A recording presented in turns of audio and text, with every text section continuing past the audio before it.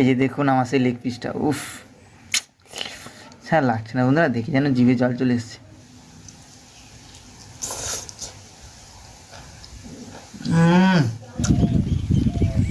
বন্ধুরা চারপাশের পরিবেশটা দেখুন কতটা সুন্দর লাগছে। আর আমি যাচ্ছি কিন্তু আরও একটা সুন্দর রাস্তার মাঝখান দিয়ে, এক সাইডে ঝিঙা গাছ আর এক সাইডে আমাদের বরবটি গাছ। আমি এসেছি আমাদের মাঠে রোয়ার জন্য। এখন গ্রামে প্রায় রোয়ার সিজন শুরু হয়ে গেছে, তাই রোয়ার জন্য এসেছি। আর আজকে কিন্তু একটা অসাধারণ রেসিপি থাকছে, কেউ কিন্তু স্কিপ করবেন না, ভিডিওটা পুরোটাই দেখতে হবে। আর এই যে একটা ছোট্ট নদী পেরিয়ে যেতে হচ্ছে, এটা হচ্ছে আমাদের বাগানের নদী। মোটামুটি জলটা সামান্য, হ্যাঁ, ডুবে যাওয়ার ভয় নেই।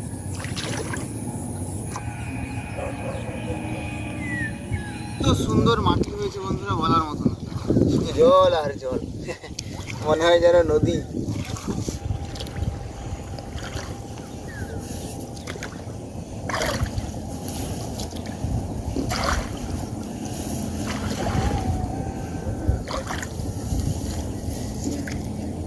এই ভিডিওটা যে যেখান থেকে দেখছেন কমেন্টে জানাবেন তো যে আপনাদের ওইখানে রোয়ার কাজ শুরু হয়ে গেছে কিনা।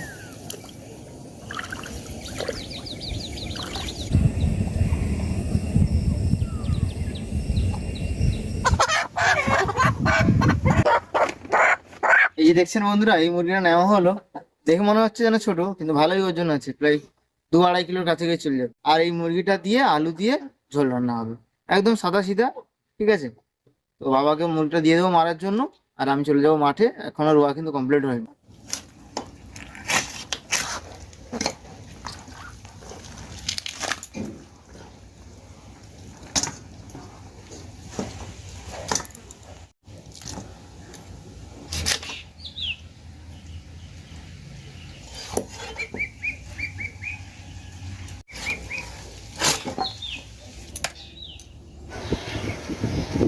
এইদিকে সূর্য মাথার উপরে উঠে গেছে, আর এইদিকে প্রায় আমার রোয়া কমপ্লিট হয়ে গেছে।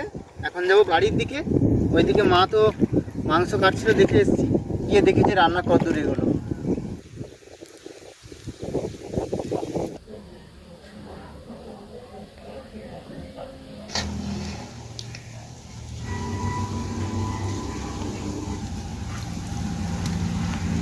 এই যে দেখুন আমার সেই লেগ পিসটা, উফ স্যার লাগছে না বন্ধুরা, দেখি যেন জিভে জল চলে এসছে।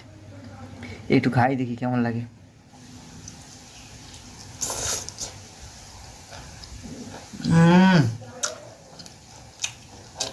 দারুণ, একদম পারফেক্ট হয়েছে।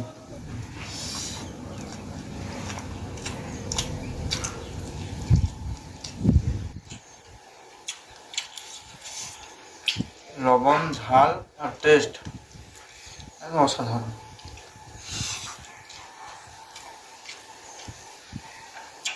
আলুটা কখনো সিদ্ধ হয়েছে দেখাই, এই দেখুন একদম মাখনের মতো। একটু আলু, মাংস,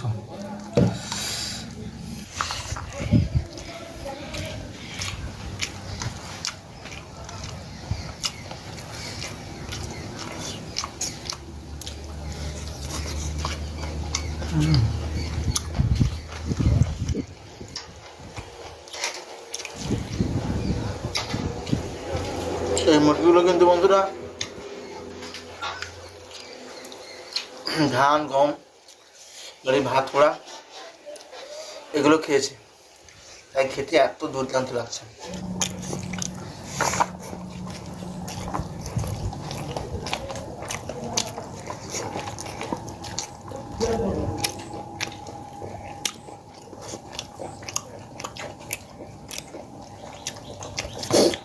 আজকে ভিডিওটা এখানে শেষ করলাম, দেখা হচ্ছে পরের ভিডিওতে।